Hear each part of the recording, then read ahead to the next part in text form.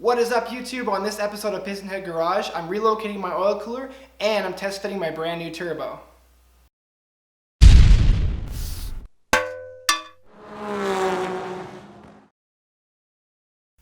Hey guys, I'm Garrett and welcome to another episode of Pistonhead Garage. On this episode, I have a new turbo that I'm test fitting. I'm going to take you along for that and see if we can get it to work on the car, as well as I got to address a problem with my oil cooler, which I will get into later. But first, let's take a look at the turbo and see what we can figure out there. Alright, so here's the turbo I have now. This is a Rev 9 67mm.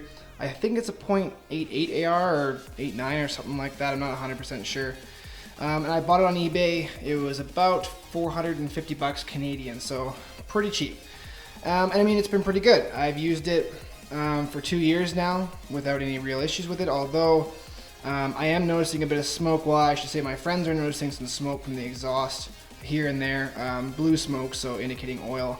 I'm guessing it's probably the seals in this thing, not the engine, because the engine is basically brand new. So either way, I figured it was time to upgrade, go a little bit bigger, and something a little bit more name brand. So let me show you what I got. And here's the new turbo that I just bought.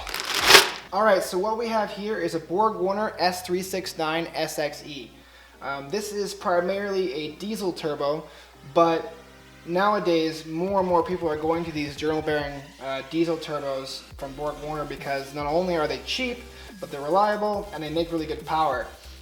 Borg Warner does have a more of a racing sort of turbo, the EFR series, but price-wise, it's probably more than double what this cost me. And the only real difference is, I mean, you'll get better spool because the EFR is a ball bearing cartridge, whereas this is a journal bearing.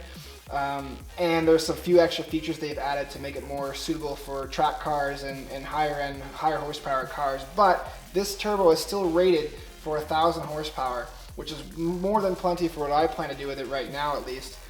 The old turbo, the 67mm, is rated at 700 horsepower. This is a 69mm turbo. Another nice feature about the Borg Warner SXE is that it has a billet wheel, much more, I guess, consistent and better airflow than the eBay turbo that's on there. This also has the anti-surge housing, which is kind of standard these days. I think I've seen very few turbos this size without that. So in terms of the hot side, it is a T4 flange twin scroll. Right now I have a T4 flange manifold, but it is not a twin scroll, it's an open manifold. So I won't really see any benefits from this right now, but I do plan to upgrade to a twin scroll manifold in the future, so that will set me ahead there, so I don't have to worry about that. And then of course the outlet, for those of you who don't know, these Borg Warner turbos don't use a standard T3 flange or V-band outlet. Although it looks like a V-band, you might be able to see on the camera, but there's actually a taper here, and it's very thick. This is what they call a Marmon flange, and I had no idea what that was until I started dealing with these turbos. But I'm not out of luck there, because although I have a V-band on my exhaust right now, I did order this right here. This is basically what looks to be, once again, a stainless steel V-band flange, but it has the tapered edge here that mates up perfectly with the exhaust on the turbo. And then of course they provide the clamp. This clamp to me looks to be just like any normal diesel V-band clamp. It's a pretty big ass one, but I'm pretty sure it's the exact same kind of clamp that I have on there right now, so that's kind of nice. And then in terms of the oil feed and drain, the drain is the same as what I have. It's just a 2-bolt flange with a little gasket there. They actually provide the gasket, but I have an adapter from my other turbo kit that uses an O-ring. And then of course the oil feed is interesting because my current turbo looks like this, but there's a hole here, and I bolted my adapter to it with an O-ring adapter. This one's actually tapped right in the middle. There's nothing here. So what I might do, because I have the option of drilling and tapping these, instead I'll probably just get an adapter that basically adapts this hole, whichever this kind of thread is. I'm guessing it's a straight thread. It doesn't look to be like a NPT or anything like that. And then I'll adapt that to the dash 4 that is my current feed line, so I can just hook it right up. So anyway, that's about all there is to it for this turbo. Although I guess I will point out that there is some provisioning on the front casing here. I believe this is for a turbine speed sensor. I won't be running one of those, but it's kind of cool that they provide that. And also I think this might be for mounting like an external wastegate or something like that, but I'm not 100% sure. But I could also drill this out and tap it with NPT threads or whatever the heck this is, just use what's there with an adapter. And this would be a great source for boost pressure for my, my wastegate. So anyway, so before I can get this guy on the car, obviously got to remove my old turbo, which is going to be a real pain in the ass. So let's go over the car and I'll tell you what I mean. Okay, so back over here, I'll give you a little rundown of what I've got to do and then we'll just kind of go at it. So let's see here. The issue is that the bolts down in here that hold the that the hot side mounts to the manifold are next to impossible to get at. I mean, you can get at the two back ones pretty easily, but the front ones, I had a hell of a time getting those on. So in order to get at those, obviously we take the turbo blanket off. I got to remove the downpipe, which is just a V-band flange, pull that off. Intake comes off. I have to take off all the bolts from the front housing, and then there's one that's way down in here that's basically impossible to get to. With a stubby wrench, I can basically barely get it. I don't think it's even really that tight because we couldn't really get much leverage on it when we tightened it down, but it didn't fall apart, so I'm assuming it's probably still fine. And of course I got to remove the oil feed, and the drain is also going to be an issue, but once the front cover's off, I think, and the bolts are off the down or the manifold, I think it should be pretty easy just to tilt this up and then undo the two bolts that hold the adapter for the drain. Yeah, and that's all there is to it. There's not much, but unfortunately just getting at it's just a real pain. So let's give her a try at least.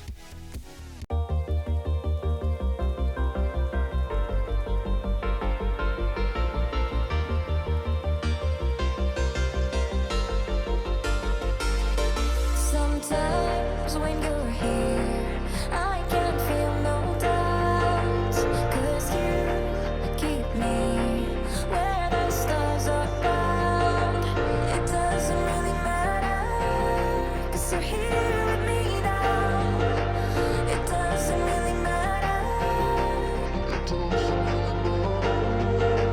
It doesn't really matter, 'cause you're here with me now. It doesn't really matter, 'cause I feel so free now.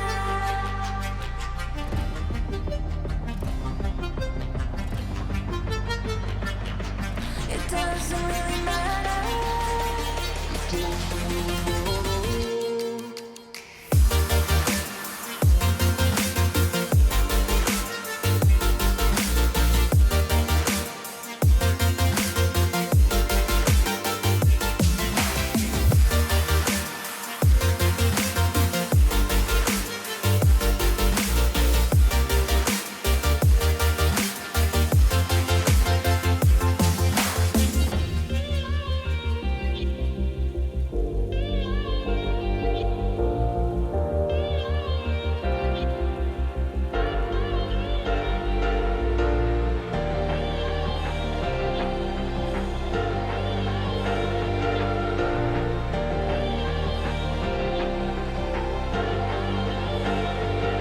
Sometimes when you're here, I can feel no doubt, 'cause you keep me where the stars are found. Okay, so now we've got the flange freed up here on both sides. It's still a bit tight back here, but I should be able to get all four bolts off and get this turbine housing off, and then we can pop the Borg on there and see what happens.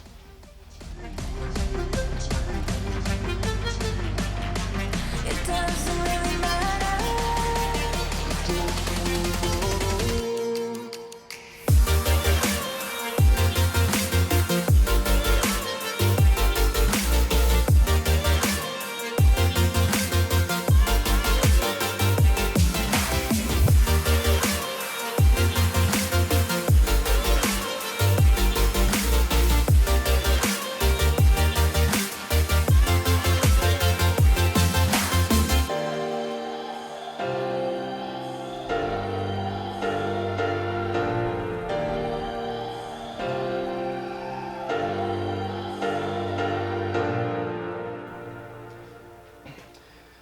Okay, so to put this guy on, I'm gonna first take the compressor housing off because, like I said, it might get in the way, and it'll be easier just to slide this on afterwards and clock it where it needs to be, rather than trying to wrestle it in now and then realize I gotta rotate it and something's blocking it or whatever. So if I just undo all these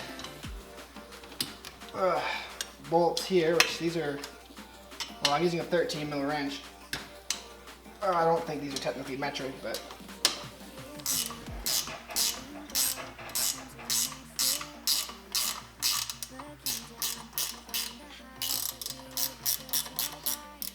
looks like these actually have Loctite on them as well. Oh, and I just dropped it inside the turbo. That's perfect.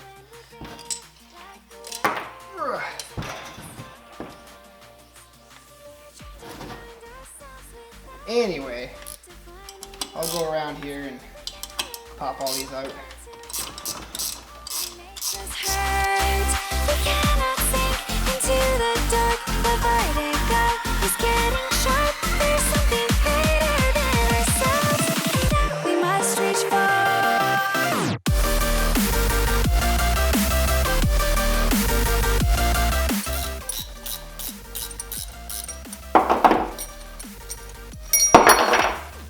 Okay, with all the locking plates out of the way, just carefully slide the cover off, like so.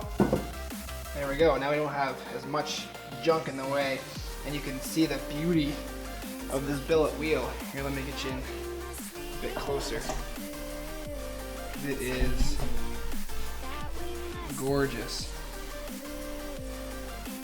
Look at that.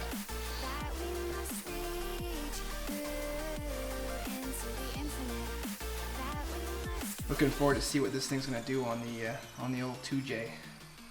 But anyway, now that this is ready to go, let's try to put it on the car. All right, here goes nothing.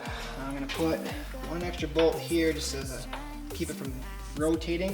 There's already a bolt still sort of stuck in here, so I'll use that to kind of start the locating it. So let's give her a go.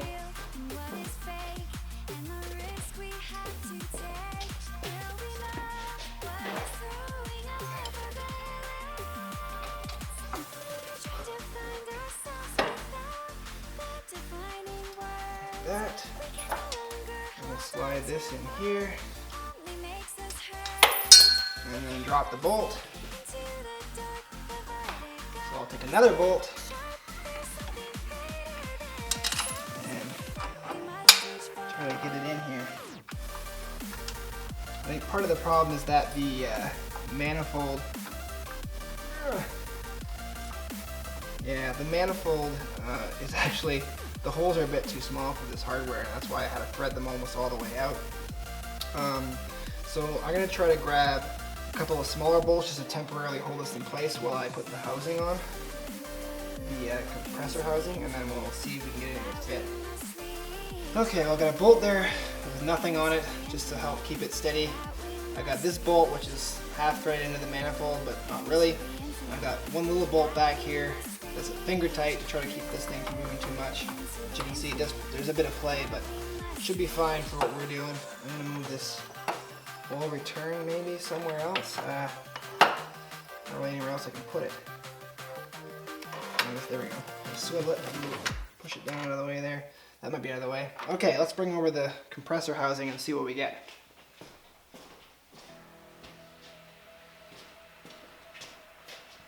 Damn, that is big. And as suspected, it doesn't. Oh, whoa! Wow. It fits. It barely fits.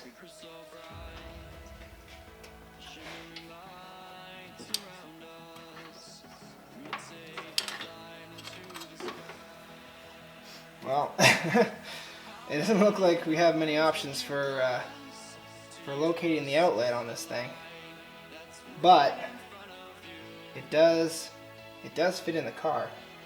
That's a good starting point.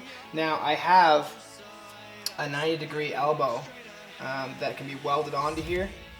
So if we cut this down just past this lip or whatever, or yeah, it's probably about as far as we can cut it, and then weld that on, that gives me a bit more leeway, but even still, I think the only spot I can put it is right about there. And even then, the down here, you can't really see it, but down here, one of the tubes from the manifold is really close to the housing. But if I could get a tight enough bend off of this, I could come across this way and then go down and into the intercooler or whatever. But still, that's going to be tricky. So this oil feed line will go back here. The oil feed and drain will be no problem because the center cartridge isn't really much different than what was on there. Everything's kind of in the same location. It's just this giant ass housing here. Well, there we go. With it sitting flat, I can get this down a bit lower. Much more reasonable. But that does leave me with the issue of the fuse box, which goes right here normally. And I don't really want to relocate it because that's a lot of wiring, a lot of work. I just don't have the time or the patience to do that right now because in Canada we do have winter, but winter is almost over and it's almost time to get this thing back on the road. So I'd really like to get this done. Maybe what I'll do is I'll thread in some of the plates on the back here to keep this cover from falling off, and then I can kind of rotate this a bit better to where it should be.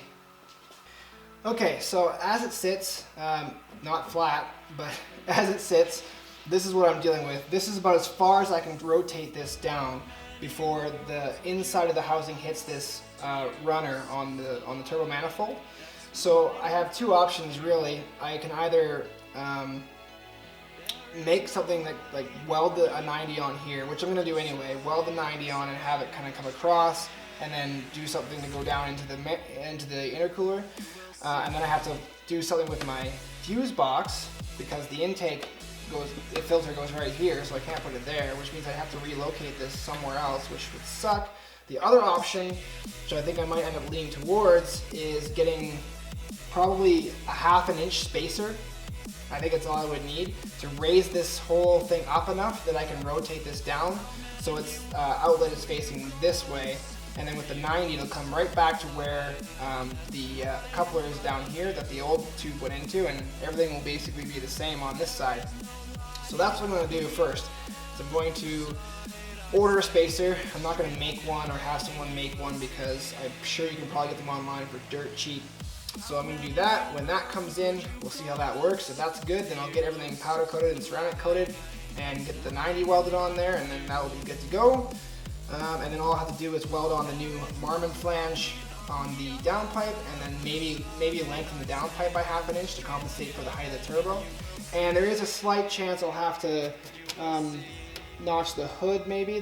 I mean this insulation is probably going to be in the way. You can't really see maybe in the camera, but there's some heat damage here, so obviously that's going to be an issue. So I'll probably take the insulation out from underneath the hood, as well as I may have to cut some of the support structure, the skeletal structure in here to clear this turbine housing because it's sitting pretty close to as high as it can right now. So whatever, it is what it is. Anyway, enough about the turbo. Let's move on to the oil cooler. Okay, so next up on the agenda is the oil cooler. I'll take the bumper off to show you what I'm talking about. Right now, the oil cooler is right here, and it is currently positioned vertically. Normally, these guys are supposed to go horizontally, and I didn't think it was going to be a big problem. But I found out that it seems that when I shut the engine off, all the oil that's in the cooler siphons out into the pan, and I get a higher reading on the dipstick than is actually in the engine. So when the engine's running, the dipstick reads lower. And that I found out the hard way, well, nearly. I filled it up with oil to about the max line, and I fired it up, and I checked the oil, and it was basically below the low level of the dipstick. So I want to set it up that the oil cooler is horizontal, and hopefully when I shut the engine off, the oil that's in the cooler stays there. and then I can get a more accurate reading on the oil pan on the dipstick. So I'll start by taking the bumper off, and we'll take a look at what we got right now. All the memories and all the days we've spent together. You feel it so soon. Okay, so here's what I currently have. As you can see, the cooler is vertically mounted, and behind it is the power steering cooler. Same exact kind of thing, just a little bit smaller. So power steering cooler can really stay where it is. It doesn't really matter too much that it's vertical. But this thing here, there's gotta be, I'm assuming the weight of the oil is just basically pushing itself out and it's siphoning itself out. The other issue, of course, is if you notice here, this tab is bent because I hit the ground with this thing once. And it bent this tab as well as part of the mounting tab I have here. So obviously rotating this the other way will help eliminate that problem. So what my plan is to do is try to rotate it to fit in here, right beneath the headlight and above the intercooler piping. I'm not even sure if it's going to fit, if there's enough room. Either way, I know it's going to be really tight with these fittings. But I mean, it's either that or I have to figure out something else entirely. The only other option would be to locate this even lower so that that all the oil in the line stays in here. But obviously that's just more trouble than it's worth, and isn't really possible because any lower and this thing's gonna be dragging on the ground. So I'm gonna try to disconnect this from the mounts and just sort of rotate it with the line still attached. And if that's possible, then I'll be able to kind of figure out if it's going to fit. If not, I may have to disconnect these, which I don't really want to do because there's probably still some oil in here and it's going to leak everywhere. But, you know, got to do what I got to do to get this done. So we'll start off just by removing this. I may have to remove the entire bracket because it's probably going to get in the way because these tabs here are going to stick out and block the mounting point. This also means that I may have to move the power steering after all because it's going to be in the way too. But let's just start by removing this. Okay, so it looks like this is pretty much the best option for this setup. Unfortunately, you can see, like by looking at the angle here, it isn't a very direct path. Like it's not facing straight forward. It's kind of off on an angle. But because of that intercooler pipe being there, it's pretty much the only spot it can go. I don't want to put it outside the bumper like some of those drift kings do, or I don't really want to put it outside the bumper like all the cool kids do. I want to keep it behind the bumper, keep it kind of stealth looking. And even with that, this guy still kind of touches the bumper, like right up in here where the mesh is. It still touches the cooler a little bit, but there is a gap between the cooler and the intercooler pipe. So I don't think there will be any real damage caused by that. So that's pretty much how it's going to go. I still don't know what I'm going to do with the power steering cooler now because it can't go anywhere near where it was before. And I don't want to relocate it to the other side of the car because half the reason why I got this aftermarket kit for the power steering was to put it on this side of the car and away from the other side where all the heat is. And I kept having issues with the lines rubbing through and stuff like that. So yeah, I'll have to fiddle with it some more, but at least this looks like it might work, and maybe along the way I might find a better option, but for now I'll just keep toying with it. Okay, so after fiddling around with this enough, I've decided that putting it down in the corner here isn't going to really cut it. There's just too much of an angle on it. I don't like that. And it's going to block the flow of not only itself by being on an angle, but of the power steering cooler behind it. So instead, I'm going to go with what I didn't want to do originally, but I don't think it's really going to make much of a difference in the end. I'm going to put it in front of the rad here. You can see I've got it down there already. I'm going to move it over this way a bit.